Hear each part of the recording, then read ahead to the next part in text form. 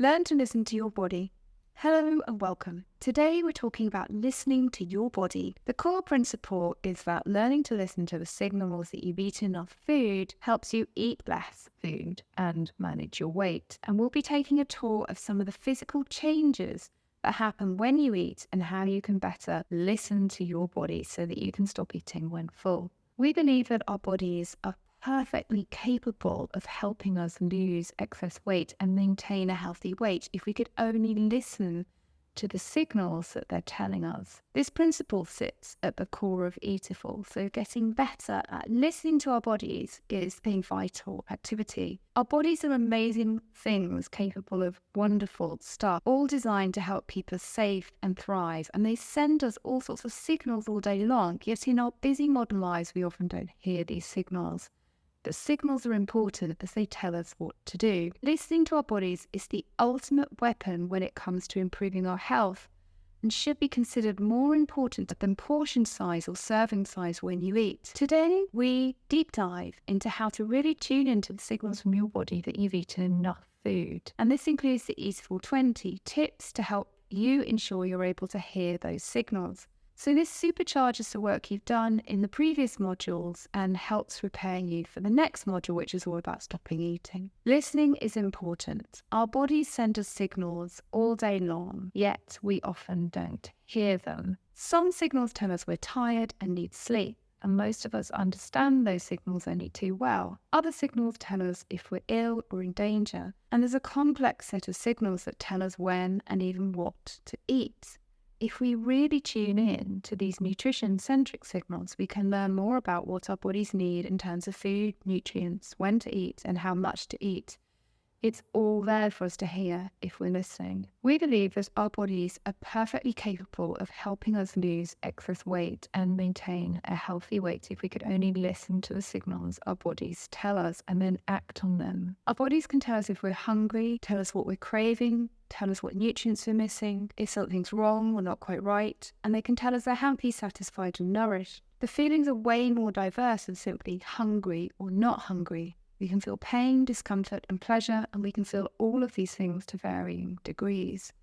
But we live in a world in which we have instant access to most of the things we could ever want or need, and often we act too quickly when we identify the first sign of a physical feeling. We may be hungry, but our body may be telling us that we are hungry for a certain type of food. Perhaps it thinks we need dairy or protein or sugar or carbs. Often we leap to a conclusion and feed our bodies based on what convention, as opposed to feeding our bodies based on what they really need. For example, it may be lunchtime, so you may instantly choose typical lunch-style food to end a feeling of mild hunger. You may choose sandwiches, crisps, a chocolate bar, or you may choose a sweet treat in mid-morning because it's not lunchtime yet. Too often we're conditioned by years of advertising messages to believe we should eat certain things at certain times of the day. We are also conditioned by society and cultural influences. Where we live in the world may determine what types of foods we eat at every mealtime. While in the UK and the US it may be usual to eat cereal, bread or pastries for breakfast, in Germany eating sausage is common, whereas in Japan it's usual to eat fish. Often we reach for the food we're conditioned to eat at any given time without considering that's what our body needs. When you eat, the food in your stomach causes your stomach to stretch. This stretching sends signals to your brain that you are full, which helps regulate your appetite and prevent overeating. The stomach is a muscular organ that has the ability to expand and contract. When food enters the stomach, the muscles of the stomach begin to contract and mix the food with stomach acid and digestive enzymes. This process, called peristalsis, breaks down the food and increases the surface area of the food particles, making it easier for the stomach to extract nutrients. Importantly, when the stomach stretches excessively, it can cause discomfort and indigestion. Eating too quickly, eating too much, or consuming foods that are difficult to digest can cause the stomach to stretch more than it should. If we don't listen to our stomachs properly, we will stretch it more than it needs stretching. And this can have all sorts of knock-on effects. Why we need a mind-body connection. Not all the action happens in our stomachs. Other factors play a part, and it's not all about our organs and how they work. The mind-body connection is the concept that when our bodies work properly, they tell our brains what we need to know and we can respond accordingly. As the food we eat is broken down, the stomach expands to accommodate the larger volume of food. Your stomach produces a hormone called leptin, which signals to your brain that you're full and that you can stop eating. Your vagus nerve, one of the 12 cranial nerves in your body, runs from your brain to your intestine on both sides of your body. The stomach also sends signals to the brain via the vagus nerve to reduce hunger and increase feelings of fullness. While many of us think we already listen to our bodies, in reality, we may have become slightly less attuned to the specific messages they're trying to tell us. Listening more closely will help us recognize the true messages we're receiving and act on them.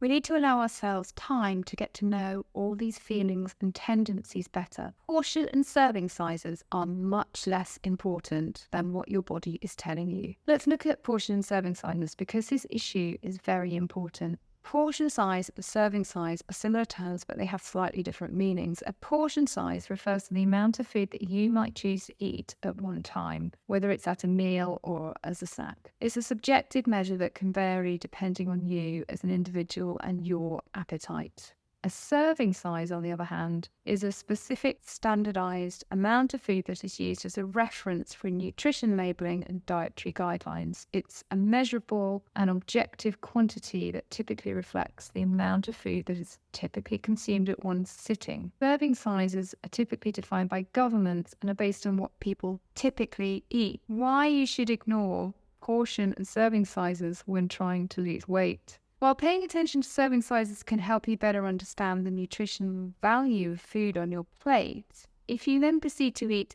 everything on your plate, you haven't listened to your body. You may well have eaten a serving, as defined by a government guideline, but how would you know this was the right amount of food to eat for you and for your body right then? You wouldn't. Serving sizes are a red herring when it comes to health and weight loss. And worse, eating official serving sizes can cause weight gain if the amount of food or a serving is more than your body needs right now. Just because it's an average size doesn't mean it's right for you. Ignore serving sizes. Do not eat a whole serving just because it's a serving. Eating out, especially at restaurants, can affect how much food you eat in many ways. Portion sizes at restaurants are often larger than you might serve at home, and this can lead to overeating as you feel compelled to finish your entire plate. It's likely to be really tasty after all, and you've paid good money for it. Additionally, the atmosphere and the social context of eating out can also play a role. Research also suggests that people tend to eat more when they're served a variety of food, when foods are highly visible and easily accessible at a buffet-style restaurant, for example. Let's talk about treats and overeating. Many of us are brought up to believe that some foods are treats. Often these treats are high-sugar foods, often they're dessert, and often we're encouraged to eat the treat when we've already eaten a main meal as dessert. Treats, therefore, are often meals we don't need.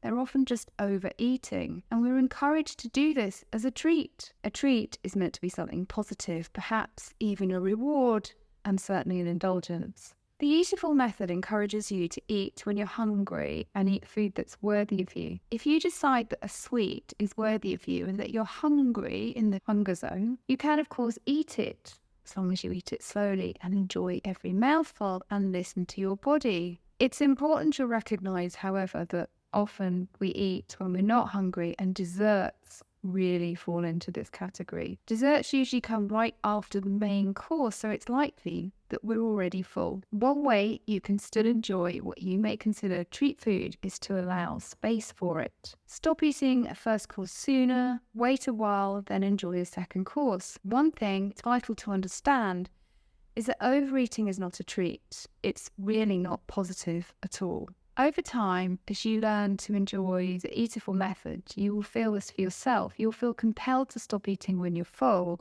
and compelled not to eat when you're not hungry. We said that an open mind is required for Eatiful. Here's one way you might need to change some long-held beliefs. Using the Eatiful method will help you sweep away old beliefs as you develop new ones based on really listening to your body. It may sound counterintuitive, but what you don't eat is just as important as what you do eat. Weight loss programs, we know, seem to prescribe an amount of food with a predetermined amount of calories or with a specific nutritional value. Weight loss programs seem to prescribe an amount of food with a predetermined amount of calories or with a specific nutritional value.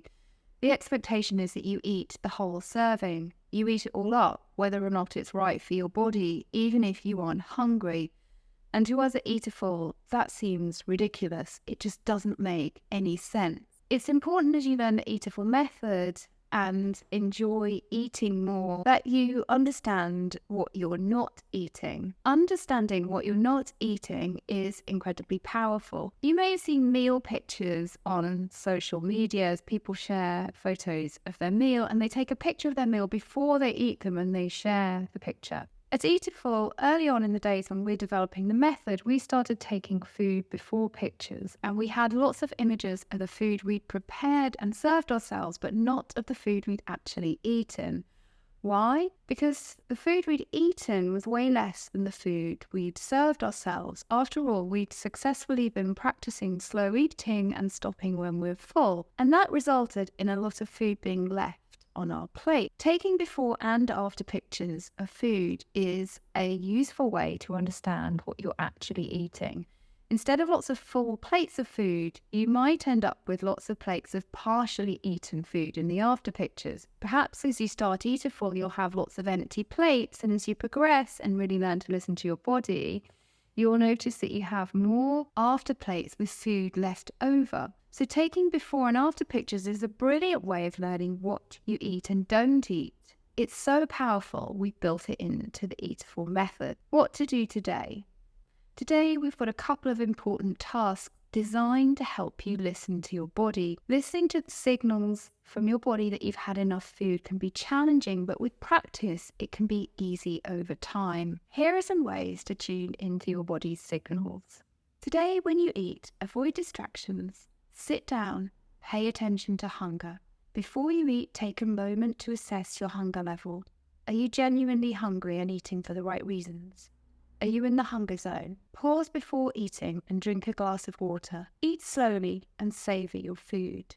Chew each mouthful at least 20 times and pause periodically. Listen out for your body's physical cues. Listen to your body for 20 minutes. Remember that it's normal for it to take some time to relearn to listen to your body's signals and be patient with yourself.